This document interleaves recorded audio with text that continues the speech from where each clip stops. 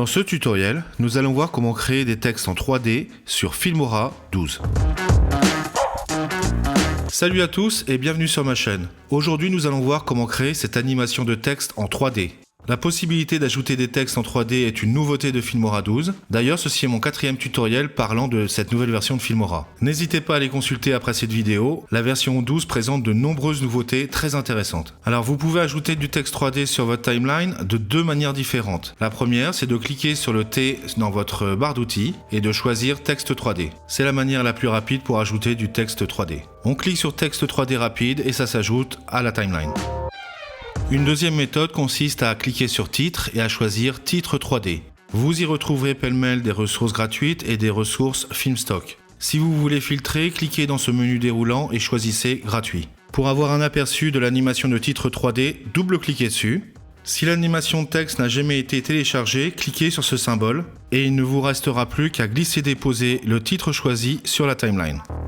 Quelle que soit la méthode choisie, il suffit de double-cliquer sur le titre pour pouvoir le personnaliser. Ce menu contextuel apparaîtra. Vous pouvez bien évidemment changer la police de caractères, je vais choisir Black Ops. Et je vais également modifier la taille du texte. En cliquant sur cette icône, vous rendrez vertical le texte. Celui-là le rendra italique. En dessous, on retrouve une liste de textures à appliquer à votre titre. Il suffit de double-cliquer dessus pour l'appliquer. Si vous souhaitez le sauver dans les favoris, cliquez sur la petite étoile. Cela vous permettra de le retrouver très facilement grâce à ce menu déroulant. Si on continue de scroller vers le bas, on trouvera la section Transformer. De là, on pourra modifier la taille et la position du texte très facilement. Pour ajouter une animation en entrée et en sortie, il faut scroller vers le haut et cliquer sur l'onglet Animation. Vous y verrez une sélection d'animations en entrée et en sortie. Il suffit de passer la souris au-dessus pour voir l'effet escompté. Dans l'onglet vidéo, on retrouvera les paramètres de position et de taille, ainsi que l'orientation. On pourra faire tourner le titre sur lui-même. On y trouve également la composition, ça nous permet de créer des effets de transparence et de fusion. Explorons maintenant le menu Avancer en cliquant sur ce bouton.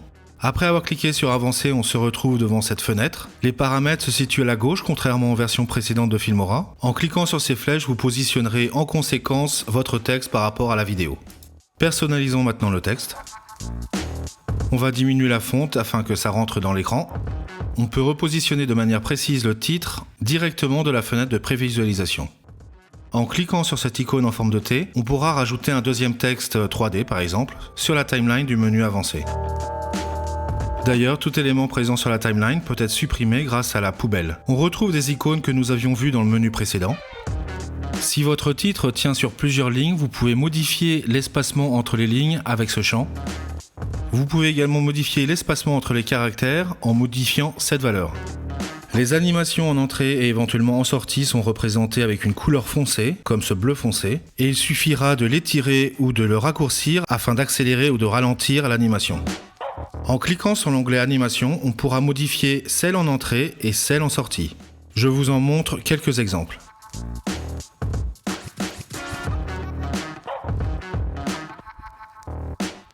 En ce qui concerne mon animation en sortie, je vais choisir celle-là. Repassons l'animation de texte depuis le début avec animation en entrée et animation en sortie.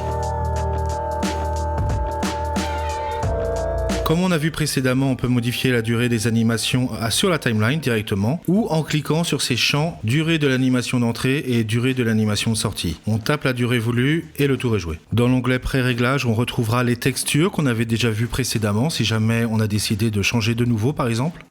On est content du résultat, on va cliquer sur OK pour retourner sur l'interface classique de Filmora. Et puis il ne restera plus qu'à exporter une fois que notre montage est fini. Voilà, j'espère que ce tutoriel vous aura plu. Faites-le moi savoir s'il vous plaît avec des likes, partages, commentaires, tout ce qui peut aider la chaîne et puis ça me fait plaisir également. Allez, ciao ciao et à bientôt j'espère.